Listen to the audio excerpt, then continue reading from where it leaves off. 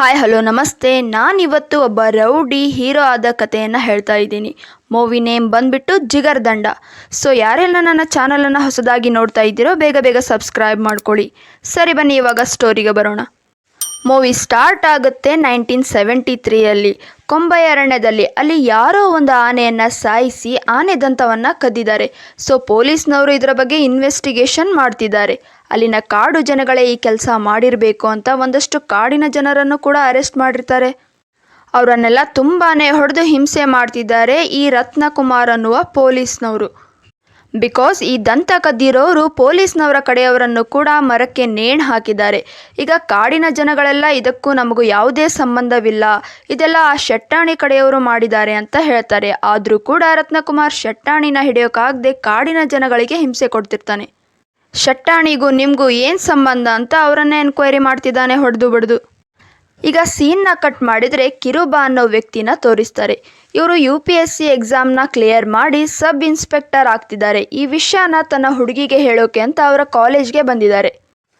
ಅಷ್ಟರಲ್ಲಿ ಒಂದಷ್ಟು ಜನ ಹುಡುಗರು ಗಲಾಟೆ ಮಾಡ್ತಿರ್ತಾರೆ. ಬಿಡಿಸೋಕೆ ಅಂತ ಇವರು ಹೋಗ್ತಾರೆ. ಆಗ ಯಾರೋ 4 ಜನ ರೌಡಿಗಳು ಮುಖಕ್ಕೆ ಬಟ್ಟೆ ಕಟ್ಕೊಂಡು ಬಂದು ಆ ಹುಡುಗರನ್ನು ಕೊಲೆ ಮಾಡಿ ಕತ್ತಿನ ಈ ಕಿರುಬ ಕುಮಾರ್ ಕೈಗೆ ಕೊಟ್ಟು ಅಲ್ಲಿಂದ ಪರಾರೆ ಆಗ್ತಾರೆ. ಆಗ ಅಲ್ಲಿಗೆ ಪೊಲೀಸ್ನವರು ಬಂದು ಕಿರುಬಾನೆ ಅವರನ್ನೆಲ್ಲ ಕೊಲೆ ಮಾಡಿರಬೇಕು ಅಂದ್ಕೊಂಡು ಅರೆಸ್ಟ್ ಮಾಡ್ತಾರೆ. ಬೈ ದ ವೇ, ಈ ಕಿರುಬಾಗೆ ರಕ್ತ ಕಂಡ್ರೇನೆ ಭಯ, ಹಾಗೆ ಪುಕ್ಲ ಕೂಡ ಇರ್ತಾನೆ. ಇನ್ನು ಕೊಲೆ ಹೇಗೆ ಮಾಡೋಕ್ಕೆ ಸಾಧ್ಯ? ಆ 4 ಜನ ರೌಡಿಗಳು ಕೊಲೆ ನೋಡಿದ ತಕ್ಷಣ ಇವರಿಗೆ ಪೀಡ್ಸ್ ಬಂದು ಬೀಳ್ತಾರೆ. ಆಗ ಆ ರೌಡಿಗಳು ಇದನ್ನೇ ಅಡ್ವಾಂಟೇಜ್ ಆಗಿ ತಗೊಂಡು ಇವ್ರ ಕೈಗೆ ವೆಪನ್ನ ಕೊಟ್ಟು ಹೋಗಿದ್ದಾರೆ. ಈಗ ನೆಕ್ಸ್ಟ್ ಸೀನಲ್ಲಿ ಪೊಲೀಸ್ ರತ್ನಕುಮಾರ್ಗೆ ಜೈಕೋಡಿ ಅಂತ ಅಣ್ಣ ಇರ್ತಾರೆ. ಇವರು ಫಿಲಮ್ ಸ್ಟಾರ್ ಹಾಗೆ ರಾಜಕೀಯಕ್ಕೂ ಸೇರಿರ್ತಾರೆ. ನೆಕ್ಸ್ಟ್ CM ಆಗಬೇಕು ಅಂತ ಪ್ಲ್ಯಾನ್ ಮಾಡ್ತಿರ್ತಾರೆ. ಬಟ್ ಇವರ ಪಕ್ಷದಲ್ಲೇ ಕಾರ್ಮುಗಮ್ ಅನ್ನುವ ವ್ಯಕ್ತಿ ಕೂಡ CM ಆಗಬೇಕು ಅಂತ ಪ್ಲ್ಯಾನ್ ಮಾಡ್ತಿರ್ತಾನೆ. ಈಗ ಪ್ರೆಸೆಂಟಾಗಿ CM ಆಗಿ ಒಬ್ಬ ಮಹಿಳೆ ಇರ್ತಾರೆ. ಇವರು ಇನ್ನೂ 3 ತಿಂಗಳಾದ ಮೇಲೆ ಪ್ರಧಾನಮಂತ್ರಿ ಆಗಬೇಕು, ಆಗ ಇವರಿಬ್ಬರಲ್ಲಿ ಒಬ್ಬರನ್ನ CM ಮಾಡ್ತೀನಿ ಅಂತ ಹೇಳ್ತಿರ್ತಾರೆ. ಸೊ ಜೈಕೋಡಿ ಮತ್ತು ಕಾರ್ಮುಗಮ್ ಜನರ ಬೆಂಬಲಕ್ಕೋಸ್ಕರ ಕಾಂಪಿಟೇಷನ್ಗೆ ಬಿದ್ದಿರ್ತಾರೆ. ಈ ಕಡೆ ಜೈಕೋಡಿ ಹೇಗೋ ಫಿಲಮ್ ಹೀರೋ, ಅವರ ಒಂದು ಫಿಲಮ್ ರಿಲೀಸ್ ಬೇರೆ ಆಗಿರುತ್ತೆ. ಸೊ ಫಿಲಮ್ನ ಜನಗಳೆಲ್ಲ ನೋಡಿ ಫ್ಯಾನ್ಸ್ಗಳೆಲ್ಲ ಇವರಿಗೆ ಸಪೋರ್ಟ್ ಮಾಡ್ತಾರೆ ಅಂತ ಜೈಕೋಡಿ ಅಂದ್ಕೊಂಡಿರ್ತಾರೆ. ಬಟ್ ಕಾರ್ಮುಗಮ್ ಕಡೆಯ 4 ಜನ ರೌಡಿಗಳು 4 ಸಿಟಿಗಳಲ್ಲಿ ಜೈಕೋಡಿ ಫಿಲಮ್ನ ರಿಲೀಸ್ ಆಗೋಕ್ಕೆ ಬಿಡ್ತಿರಲ್ಲ. ಸೊ ಜೈಕೋಡಿ ಹೇಗಾದರೂ ಮಾಡಿ ಆ 4 ಜನ ವ್ಯಕ್ತಿಗಳನ್ನು ಸಾಯಿಸಿಬಿಟ್ರೆ ಕಾರ್ಮುಗಮ್ಗೆ ಬಲನೇ ಇಲ್ದ ಹಾಗಾಗುತ್ತೆ ಅಂತ ಐಡಿಯಾ ಮಾಡಿ ತನ್ನ ತಮ್ಮ SP ರತ್ನಕುಮಾರ್ಗೆ ಹೇಳ್ತಾರೆ. ಆ 4 ಜನನ ಮುಗಿಸಿಬಿಡು, ಅವರು ಸತ್ರೆ ಕಾರ್ಮುಗಮ್ನ ಸೋಲಿಸಿ ನಾನು CM ಆಗ್ತೀನಿ ಅಂತ. ಸೊ ಈ ರತ್ನಕುಮಾರ್ ಅವರನ್ನು ಸಾಯಿಸೋಕೆ ಜೈಲಿನಲ್ಲಿರುವ 4 ಕೈದಿಗಳಿಗೆ ಹೇಳ್ತಾರೆ. ಈ ಕೈದಿಗಳಿಗೆಲ್ಲರಿಗೂ ಪೊಲೀಸ್ ಕೆಲಸ ಸಿಕ್ಕಿರುತ್ತೆ. ಬಟ್ ಏನೇನೋ ಪ್ರಾಬ್ಲಮ್ಗಳಿಂದ ಕೊಲೆ ಕೇಸ್ನಲ್ಲಿ ಅರೆಸ್ಟ್ ಆಗಿರ್ತಾರೆ. ಹೀಗಾಗಿ ರತ್ನಕುಮಾರ್ ನಿಮಗೆಲ್ಲ ಪೊಲೀಸ್ ಕೆಲಸ ವಾಪಸ್ ಕೊಡ್ತೀನಿ, ಈ 4 ಜನಗಳನ್ನು ನೀವು ಮುಗಿಸ್ಬೇಕು ಅಂತ ಹೇಳ್ತಾನೆ. ಈ ಕೈದಿಗಳಲ್ಲಿ ಕಿರುಬ ಕೂಡ ಒಬ್ಬರು. ಇವರಿಗೆ ಮೊದಲೇ ರಕ್ತ ಕಂಡ್ರೇನೆ ಭಯ, ಕೊಲೆ ಮಾಡೋದು ಹೇಗೆ ಸಾಧ್ಯ? ಆದರೂ ಕೂಡ ಪೊಲೀಸ್ ಆಗ್ತೀನಿ ಅನ್ನೋ ಆಸೆಗೆ ಒಪ್ಕೊತಾರೆ. ಸರಿ, ಈಗ ಈ 4 ಜನನ ಒಪ್ಕೊಂಡು ಕೊಲೆ ಮಾಡೋಕೆ ಹೊರಡ್ತಾರೆ. ಬಟ್ ಕಿರುಬ ಸಾಯಿಸಬೇಕಾಗಿರೋದು ಅಲಿಯನ್ ಸೀಸರ್ ಅಂತ. ಇವನೊಬ್ಬ ಅಪಾಯಕಾರಿ ಮೃಗ ಇದ್ದಂಗೆ. ಜಿಗರ್ದಂಡ ಪ್ಯಾನ್ ಕ್ಲಬ್ನ ಮಾಡ್ಕೊಂಡಿದ್ದಾನೆ, ತುಂಬ ದೊಡ್ಡ ಕ್ರಿಮಿನಲ್. ಇವರನ್ನು ಕೊಲೆ ಮಾಡೋಕೆ ಕಿರುಬ ಕುಮಾರ್ ಪ್ಲ್ಯಾನ್ ಮಾಡಬೇಕು. ಈಗ ಸೀನ್ನ ಕಟ್ ಮಾಡಿದರೆ ಸೀಸರ್ ಅವನ ಗ್ಯಾಂಗ್ ಜೊತೆ ಪಾರ್ಟಿ ಮಾಡ್ತಿರ್ತಾರೆ. ಅಲ್ಲಿ ಒಬ್ಬ ಫಿಲಮ್ ಸ್ಟಾರ್ ಇವರಿಗೆ ಕಪ್ಪಾಗಿದ್ದೀರಾ ಅಂತ ಆಡ್ಕೊಂಡು ಬಿಡ್ತಾರೆ. ಅದಕ್ಕೆ ಸೀಸರ್ ಪ್ಯಾನ್ ಇಂಡಿಯಾ ಲೆವೆಲ್ಗೆ ಕಪ್ಪು ಬಣ್ಣದ ಹೀರೋ ಆಗಿ ಫಿಲಮ್ ಮಾಡಬೇಕು ಅಂತ ಡಿಸೈಡ್ ಮಾಡ್ತಾರೆ. ಹಾಗೆ ಡೈರೆಕ್ಟರ್ನ ಹುಡುಕೋಕೆ ಅಡ್ವರ್ಟೈಸ್ಮೆಂಟ್ ಕೂಡ ಕೊಡ್ತಾರೆ. ಪ್ಯಾನ್ ಇಂಡಿಯಾ ಲೆವೆಲ್ಗೆ ಫಿಲಮ್ ತೆಗಿಯೋಕೆ ಡೈರೆಕ್ಟರ್ನ ಹುಡುಕ್ತಿರ್ತಾರೆ. ಈ ಕಡೆ ಇದನ್ನು ತಿಳ್ಕೊಂಡ ಕಿರುಬ ಅವರ ಅಡ್ವಾಂಟೇಜ್ ಆಗಿ ತಗೊಂಡು ರೇ ದಾಸನ್ ಅಂತ ಹೊಸ ಹೆಸರು ಇಟ್ಕೊಂಡು ಸೀಸರ್ ಮನೆಗೆ ಅಡಿಷನ್ ಕೊಡೋಕೆ ಅಂತ ಬರ್ತಾರೆ. ಅಲ್ಲಿ ಸೀಸರ್ನ ನೋಡಿ ಭಯ ಪಡ್ಕೊಂಡು ಹೋಗ್ತಿರ್ತಾರೆ. ಆಗ ಸೀಸರ್ ಇವರನ್ನು ಕರೆದು ಕತೆ ಹೇಳೋಕೆ ಹೇಳ್ತಾರೆ. ಆಗ ಕಿರುಬ ಅವರು, ನನ್ನ ಹೆಸರು ರೇ ದಾಸ್ ಅಂತ, ಸತ್ಯಜಿತ್ ರೇ ಅವರ ಅಸಿಸ್ಟೆಂಟ್ ಡೈರೆಕ್ಟರ್ ಆಗಿ ವರ್ಕ್ ಮಾಡಿದ್ದೆ. ಈಗ ನಿಮ್ಮ ರಿಯಲ್ ಲೈಫ್ನ ಡೈರೆಕ್ಟ್ ಮಾಡಿ ಆಸ್ಕರ್ಗೆ ಕಳಿಸ್ತೀನಿ ನಿಮ್ಮ ಮೂವಿನ ಅಂತ ಬಿಲ್ಡಪ್ ಕೊಡ್ತಾನೆ. ಹಾಗೆ ನೀವು ಬಂದಿರೋ ಡೈರೆಕ್ಟರ್ಗಳಿಗೆ ರೆಸ್ಪೆಕ್ಟ್ ಕೊಡದೇ ಇರೋದ್ರಿಂದ ಟೆನ್ಷನ್ ಆಗಿ ಹೊರಟಿದ್ದೀನಿ ಅಂತಾರೆ. ಸೀಸರ್ ಇವರೇ ಸರಿಯಾದ ಡೈರೆಕ್ಟರ್ ಅಂತ ಅವರಿಗೆ ರೆಸ್ಪೆಕ್ಟ್ ಕೊಟ್ಟು ಮೂವಿ ತೆಗೆಯೋಕೆ ಹೇಳ್ತಾರೆ. ನೆಕ್ಸ್ಟ್ ಸೀನಲ್ಲಿ ಸೀಸರ್ ತನ್ನ ಮನೆಗೆ ಡೈರೆಕ್ಟರ್ನ ಗ್ರ್ಯಾಂಡಾಗಿ ವೆಲ್ಕಮ್ ಮಾಡ್ತಾರೆ. ಹಾಗೆ ಹೇಳ್ತಾರೆ, ನಾನು ಕ್ಲಿಂಟ್ ಈಸ್ಟ್ವುಡ್ ಅವರ ಮೇಲುಕೋಟೆಗೆ ಮೂವಿ ತೆಗೆಯೋಕೆ ಅಂತ ಬಂದಾಗ ಅವರನ್ನು ಕಾಪಾಡಿದ್ದೆ. ಸೊ ಅವರು ನನಗೆ ಒಂದು ತುಪಾಕಿನ ಗಿಫ್ಟಾಗಿ ಕೊಟ್ಟಿದ್ದಾರೆ ಅಂತ ಅದನ್ನು ಕೊಡ್ತಾರೆ. ಬಟ್ ಅದು ಗನ್ ಅಲ್ಲ, ಕ್ಯಾಮ್ರಾ ಆಗಿರುತ್ತೆ. ಇದನ್ನು ಇಟ್ಕೊಂಡೇ ಸೀಸರ್ನ ಜೀವನ ಚರಿತ್ರೆನ ತೆಗೆಯೋದು ಅಂತ ಡೈರೆಕ್ಟರ್ ಡಿಸೈಡ್ ಮಾಡ್ತಾರೆ. ಈಗ ಡೈರೆಕ್ಟರ್ ಸೀಸರ್ನ ಲೈಫ್ನಲ್ಲಿ ನಡೆಯೋ ಸತ್ಯ ಘಟನೆಗಳನ್ನು ರೆಕಾರ್ಡ್ ಮಾಡೋಕ್ಕೆ ಶುರು ಮಾಡ್ತಾರೆ. ಸೀಸರ್ನ ರೌಡಿಸಮ್ನೆಲ್ಲ ರೆಕಾರ್ಡ್ ಮಾಡಿ ಫಿಲಮ್ ತೆಗೀತಿರ್ತಾರೆ. ಈ ಕಡೆ ರತ್ನಕುಮಾರ್ ಸೀಸರ್ನ ಸಾಯಿಸು ಅಂತ ಟೈಮ್ ಕೊಟ್ಟಿರ್ತಾನೆ. ಆದರೆ ಎಷ್ಟೇ ಟ್ರೈ ಮಾಡಿದ್ರೂ ಸೀಸರ್ನ ಸಾಯಿಸೋಕೆ ಒಂದು ಚಾನ್ಸ್ ಕೂಡ ಸಿಕ್ಕಿರೋದಿಲ್ಲ ಈ ಡೈರೆಕ್ಟರ್ಗೆ.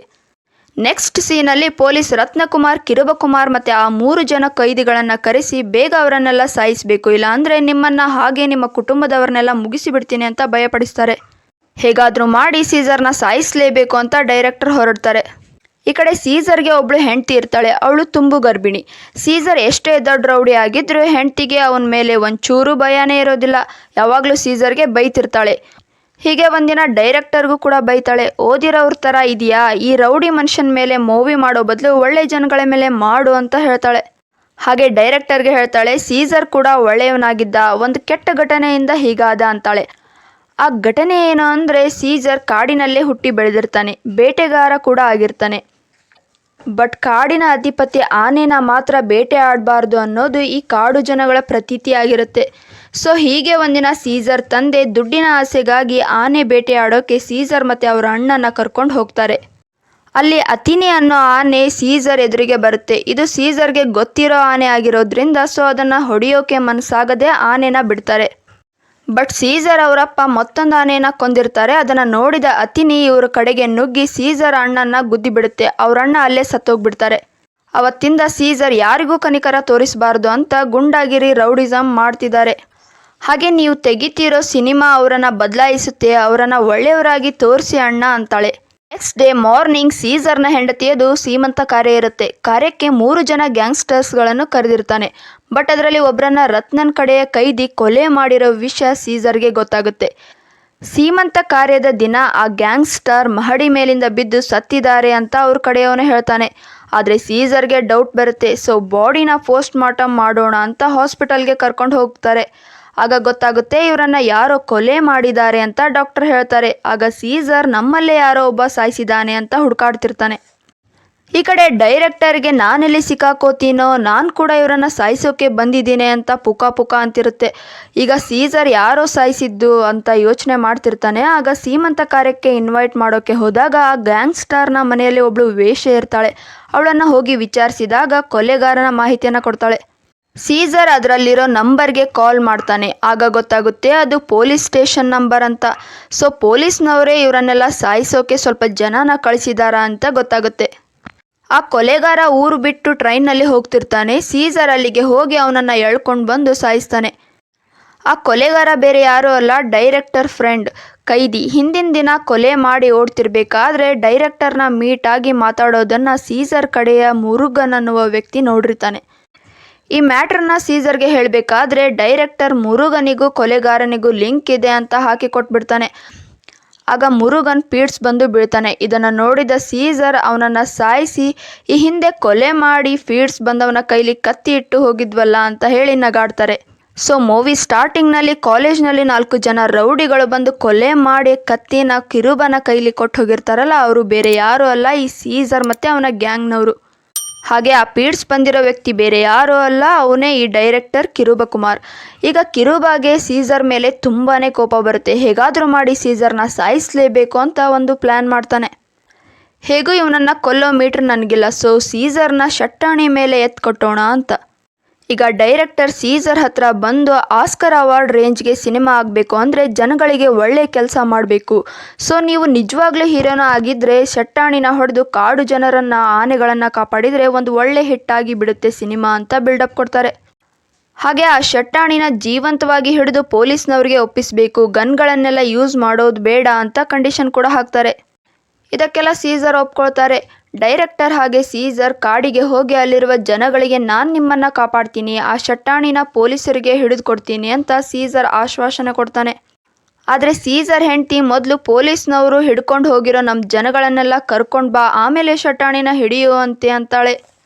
ಈಗ ಸೀಸರ್ ಕಾಡಿನ ಜನಗಳನ್ನೆಲ್ಲ ಕರ್ಕೊಂಡು ಪೊಲೀಸರ ಹತ್ರ ಬರ್ತಾನೆ. ಈ ಪೊಲೀಸ್ ರತ್ನಕುಮಾರ್ಗೆ ಮೊದಲೇ ಸೀಸರ್ನ ಕಂಡ್ರೆ ಆಗ್ತಿರೋದಿಲ್ಲ. ಸೊ ಸೀಸರ್ನ ನೋಡಿ ಉಡಾಪೆ ಮಾತಾಡ್ತಾರೆ. ಹಾಗೆ ಡೈರೆಕ್ಟರ್ನ ನೋಡಿ ಇವರನ್ನೆಲ್ಲ ಯಾಕೆ ಇಲ್ಲಿಗೆ ಕರ್ಕೊಂಡು ಬಂದಿದೆಯಾ ಅಂತ ಇಂಡೈರೆಕ್ಟ್ ಆಗಿ ಕೇಳಿ ಪೇಪರ್ನಲ್ಲಿ ಬರೆದು ಕೊಡು ಅಂತಾರೆ. ಆಗ ಡೈರೆಕ್ಟರು ನಾನು ಸೀಸರ್ನ ಸಾಯಿಸೋದು ಕಷ್ಟ, ಸೊ ಶಟ್ಟಾಣಿ ಜೊತೆ ಎತ್ತಿ ಕಟ್ಟಿದರೆ ಅವನೇ ಇವನನ್ನು ಸಾಯಿಸ್ತಾನೆ ಅಂತ ಬರೆದು ಕೊಟ್ಟಿರ್ತಾರೆ. ಪೊಲೀಸ್ ಇವರ ಪ್ಲ್ಯಾನ್ನ ಒಪ್ಕೊಂಡು ನಿಮ್ಮ ಜನಗಳನ್ನೆಲ್ಲ ಬಿಟ್ಟು ಕಳಿಸ್ತೀನಿ, ಆದರೆ 4 ದಿನ ಟೈಮ್ ನಿನಗೆ, ಅಷ್ಟರಲ್ಲಿ ಶಟ್ಟಾಣಿನ ಹಿಡಿದು ತರಬೇಕು, ಇಲ್ಲಾಂದರೆ ಇಡೀ ಕಾಡಿನ ಜನಗಳನ್ನೇ ಉಡಿಸ್ ಮಾಡಿಬಿಡ್ತೀನಿ ಅಂತ ಹೇಳ್ತಾರೆ. ಈ ಪೊಲೀಸ್ನವರು ಮಕ್ಕಳು ಹೆಂಗಸರು ಅನ್ನೋದೇನೆ ಎಲ್ಲರನ್ನೂ ಅರೆಸ್ಟ್ ಮಾಡಿ ದರ್ಪ ತೋರಿಸ್ತಿದ್ರು. ಹಾಗೆ ಆ ಕಾಡಿನ ಜನಗಳ ಮೇಲೆ ಒಬ್ಬರಲ್ಲ ಒಬ್ಬರು ಹೀಗೆ ಹಿಂಸೆ ಮಾಡ್ತಾನೆ ಬಂದಿದ್ದಾರೆ ಅಂತ ಜನಗಳು ಹೇಳ್ತಾರೆ. ಅವತ್ತು ರಾತ್ರಿ ಶಟ್ಟಾಣಿ ಕಡೆಯವರು ಕಾಡಿಗೆ ಬಂದಾಗ ಸೀಸರ್ ತಮಟೆನ ಬಾರಿಸಿ ಅವರನ್ನೆಲ್ಲ ಪ್ಲ್ಯಾನ್ ಮಾಡಿ ಹೊಡೆದು ಶಟ್ಟಾಣಿಯಲ್ಲಿದ್ದಾನೆ ಅಂತ ಬಾಯ್ಬಿಡಿಸ್ತಾನೆ. ಈಗ ಶಟ್ಟಾಣಿಯನ್ನು ಹಿಡಿದು ತರೋಕೆ ಸೀಸರ್ ಅವ್ರನ್ನಿರೋ ಪ್ಲೇಸ್ಗೆ ಹೋಗ್ತಾನೆ. ಡೈರೆಕ್ಟರ್ ಇದನ್ನೆಲ್ಲ ರೆಕಾರ್ಡ್ ಮಾಡ್ಕೊಳ್ಳೋಕೆ ಅವರ ಹಿಂದೆ ಹೋಗ್ತಾನೆ. ಈ ಕಡೆ ಕಾಡಿನಲ್ಲಿ ಶಟ್ಟಾಣಿ ಆನೆಗಳನ್ನು ಬೇಟೆ ಆಡ್ತಿರ್ತಾನೆ. ಆಗ ಸೀಸರ್ ಅವನ ಜೊತೆ ಯಾವುದೇ ತುಪಾಕಿ ಇಲ್ಲದೇನೆ ಫೈಟ್ ಮಾಡ್ತಾನೆ. ಬಟ್ ಶಟ್ಟಾಣಿ ಆನೆಗಳನ್ನು ಬೇಟೆ ಆಡೋಕೆ ಅಂತ ವಿಷಪೂರಿತ ಬಾಣಗಳನ್ನು ತಂದಿರ್ತಾನೆ. ಅದರಿಂದ ಸೀಸರ್ಗೆ ಹೊಡಿತಾನೆ. ವಿಷಪೂರಿತ ಬಾಣ ಚುಚ್ಚಿ ಪ್ರಜ್ಞೆ ತಪ್ಪಿ ಸೀಸರ್ ಬೀಳ್ತಾನೆ. ಇವರಿಬ್ಬರು ಫೈಟ್ ಮಾಡೋ ಅಷ್ಟರಲ್ಲಿ ಆನೆಗಳೆಲ್ಲ ತಪ್ಪಿಸ್ಕೊಂಡು ಹೋಗ್ಬಿಡ್ತವೆ. ಇದನ್ನೆಲ್ಲ ಡೈರೆಕ್ಟರ್ ವಿಡಿಯೋ ಮಾಡ್ತಿರ್ತಾರೆ. ಡೈರೆಕ್ಟರ್ಗೆ ಬೇಕಾಗಿರೋದು ಕೂಡ ಸೀಸರ್ ಸಾಯೋದೆ. ಆದರೂ ಕೂಡ ಅವರಿಗೆ ಮನಸ್ಸಾಗದೆ ಸೀಸರ್ನ ಕರ್ಕೊಂಡು ಕಾಡಿನ ಜನಗಳ ಹತ್ರ ಬರ್ತಾರೆ. ಆಗ ನಾಟಿ ಔಷಧಿಯಿಂದ ಸೀಸರ್ ಬದುಕಿಬಿಡ್ತಾರೆ. ಅವತ್ತು ರಾತ್ರಿ ಇವರು ಇರುವ ಜಾಗಕ್ಕೆ ಆನೆಗಳು ಬರ್ತವೆ. ಇದನ್ನು ನೋಡಿದ ಜನಗಳೆಲ್ಲ ಭಯ ಪಟ್ಕೊಳ್ತಾರೆ, ನಮ್ಮ ಗುಡಿಸಲುಗಳನ್ನೆಲ್ಲ ಆನೆಗಳು ಹಾಳು ಮಾಡಿಬಿಡ್ತವೆ ಅಂತ.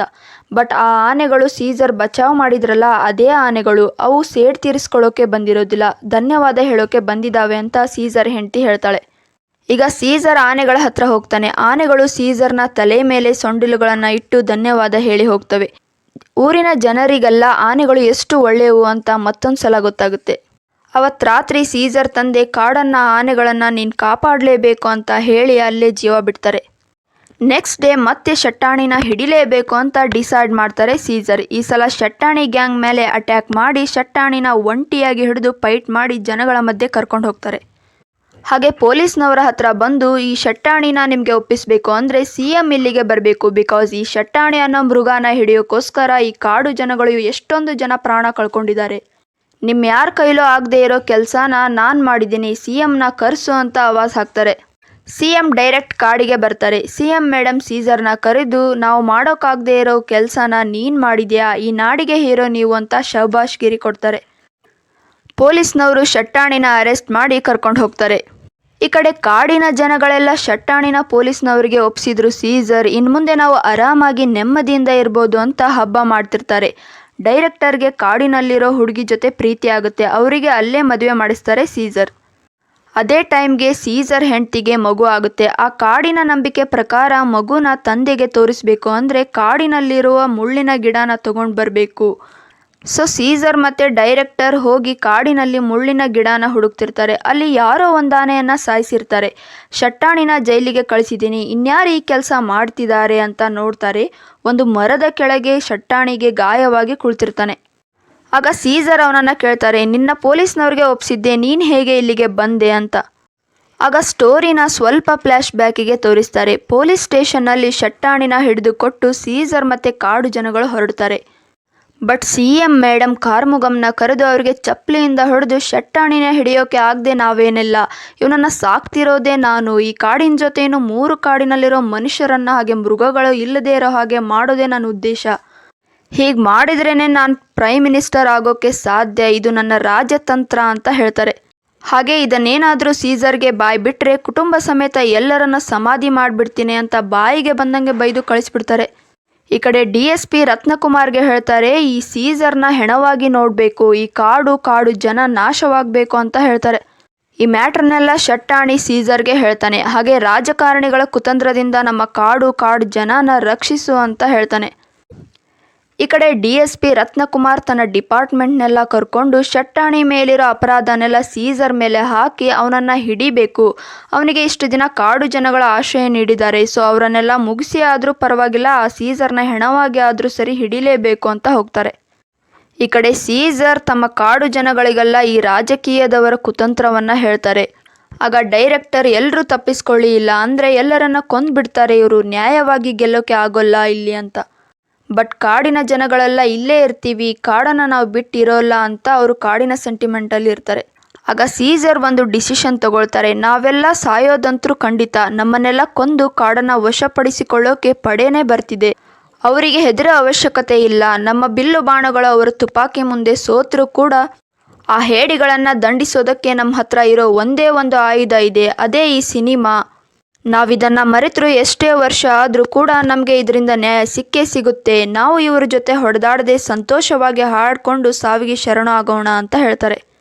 ಅಷ್ಟರಲ್ಲೇ ಪೊಲೀಸರ ದಂಡೆ ಕಾಡಿಗೆ ಬರುತ್ತೆ. ಕಾಡಿನ ಜನಗಳೆಲ್ಲ ಜೋರಾಗಿ ಡೋಲ್ನ ಬಾರಿಸುತ್ತಾ ಹಾಡು ಹೇಳೋಕೆ ಶುರು ಮಾಡ್ತಾರೆ. ಆಗ ಡೈರೆಕ್ಟರ್ ಮಾತ್ರ ಸ್ವಲ್ಪ ದೂರದಲ್ಲಿ ಮರದ ಹಿಂದೆ ಅಡುಕೊಂಡು ಇದನ್ನೆಲ್ಲ ವಿಡಿಯೋ ಮಾಡ್ತಿರ್ತಾರೆ. ಈ ಕಡೆ ಪೊಲೀಸ್ ಪಡೆಯವರು ಎಲ್ಲರನ್ನ ಶೂಟ್ ಮಾಡಿ ಸಾಯಿಸಿಬಿಡ್ತಾರೆ. ಕೊನೆಗೆ ಸೀಸರ್ನೂ ಕೂಡ DSP ಶೂಟ್ ಮಾಡಿ ಸಾಯಿಸಿಬಿಡ್ತಾರೆ. ಈಗ ಕಾಡಿನ ಜನಗಳೆಲ್ಲ ಸತ್ತೋಗ್ಬಿಡ್ತಾರೆ. ಆಗ ಡೈರೆಕ್ಟರ್ ಇನ್ನೇನು ಎಸ್ಕೇಪ್ ಆಗ್ತಿರ್ತಾರೆ, ಅವರಿಗೂ ಕೂಡ ಶೂಟ್ ಮಾಡಿಬಿಡ್ತಾರೆ ರತ್ನಕುಮಾರ್. ನೆಕ್ಸ್ಟ್ ಸೀನಲ್ಲಿ ಸೀಸರ್ನ ಸಾಯಿಸಿದ್ದಕ್ಕೆ DSPಗೆ ಪ್ರಮೋಷನ್ ಆಗುತ್ತೆ. ಹಾಗೆ ಅವರಣ್ಣ ಜೈ ಕೋಡಿಗೆ CM ಸೀಟ್ ಕೂಡ ಸಿಗುತ್ತೆ. ಜೈ ಕೋಡಿ ಫಿಲಮ್ ಕೂಡ ರಿಲೀಸ್ ಆಗ್ತಿರುತ್ತೆ ಥಿಯೇಟರ್ಗಳಲ್ಲಿ. ಇಲ್ಲಿ ಒಂದು ಟ್ವಿಸ್ಟ್ ಇದೆ, ಅದೇನೆಂದರೆ ಜೈ ಕೋಡಿ ಇರುವ ಥಿಯೇಟರ್ನಲ್ಲಿ ಮಾತ್ರ ಅವನ ಫಿಲಮ್ ಮಾತ್ರ ಓಡ್ತಿರುತ್ತೆ. ಬಟ್ ಉಳಿದಿರೋ ಎಲ್ಲ ಥಿಯೇಟರ್ಗಳಲ್ಲಿ ಅಲಿಯನ್ ಸೀಸರ್ ನಟಿಸಿರೋ ರಿಯಲ್ ಸ್ಟೋರಿನ ರಿಲೀಸ್ ಮಾಡಿರ್ತಾರೆ ಕಾರ್ಮುಗಮ್ ಅವರು. ಈಗ ಎಲ್ಲ ಪೊಲೀಸರ ಅಟ್ಟಹಾಸ, ರಾಜಕಾರಣಿಗಳ ಕುತಂತ್ರದಿಂದ ಸೀಸರ್ ಮತ್ತು ಕಾಡಿನ ಜನಗಳು ಸತ್ತಿರೋದನ್ನು ಥಿಯೇಟರ್ನಲ್ಲಿ ನೋಡಿದ ಜನಗಳೆಲ್ಲ ಜೈ ಕೋಡಿ ಮತ್ತು ಸರ್ಕಾರನ ಉರುಳಿಸ್ತಾರೆ. ಈ ಕಡೆ DSP ರೌಡಿಗಳನ್ನು ಕರ್ಕೊಂಡು ಬಂದು ಥಿಯೇಟರ್ನಲ್ಲಿ ಕಾರ್ಮುಗಮ್ನ ಮುಗಿಸೋಕೆ CM ಮೇಡಮ್ ಆರ್ಡರ್ ಮಾಡಿರ್ತಾಳೆ. ಬಟ್ ಅಲ್ಲಿ ಡೈರೆಕ್ಟರ್ ಇನ್ನೂ ಬದುಕಿರ್ತಾರೆ. ಆಗ ಸ್ಕ್ರೀನಿಂದ ಬಂದು ಸೀಸರ್ ಮೂವಿ ಎಂಡ್ ಆಗಬೇಕು ಅಂದರೆ DSPನ ಸಾಯಿಸಬೇಕು ಅಂತ ಸೀಸರ್ ಹೇಳಿರ್ತಾರೆ. ಸೊ ಅದೇ ಪ್ರಕಾರ DSPನ ಶೂಟ್ ಮಾಡಿ ಡೈರೆಕ್ಟರ್ ಸಾಯಿಸಿಬಿಡ್ತಾರೆ. ಮೂವಿ ಕೊನೆಯಲ್ಲಿ ಡೈರೆಕ್ಟರ್ ರಿಟರ್ನ್ ಕಾಡಿಗೆ ವಾಪಸ್ ಹೋಗ್ತಾರೆ. ತಾವು ಮದುವೆಯಾದ ಹುಡುಗಿ ಜೊತೆ ಇರ್ತಾರೆ. ಹಾಗೆ ಸೀಸರ್ನ ಮಗು ಕೂಡ ಇವರೇ ಜೋಪಾನವಾಗಿ ಸಾಕ್ತಿರ್ತಾರೆ ಕಾಡಿನಲ್ಲಿ. ಇಲ್ಲಿಗೆ ಈ ಮೂವಿ ಎಂಡ್ ಆಗುತ್ತೆ. ಸೊ ನೋಡಿದ್ರಲ್ಲ ಫ್ರೆಂಡ್ಸ್ ಮೂವಿ ಕಥೆಯನ್ನು. ನಿಮಗೆ ಇಷ್ಟ ಆಗಿರೋ ಮೂವಿ ನೇಮ್ನ ಕಮೆಂಟ್ ಹಾಕಿ, ಹಾಗೆ ನನ್ನ ಚಾನಲನ್ನು ಸಬ್ಸ್ಕ್ರೈಬ್ ಮಾಡಿ ಅಂತ ಹೇಳ್ತಾ ಈ ಒಂದು ವಿಡಿಯೋನ ಮುಗಿಸ್ತಾ ಇದ್ದೀನಿ. Thank you so much for watching.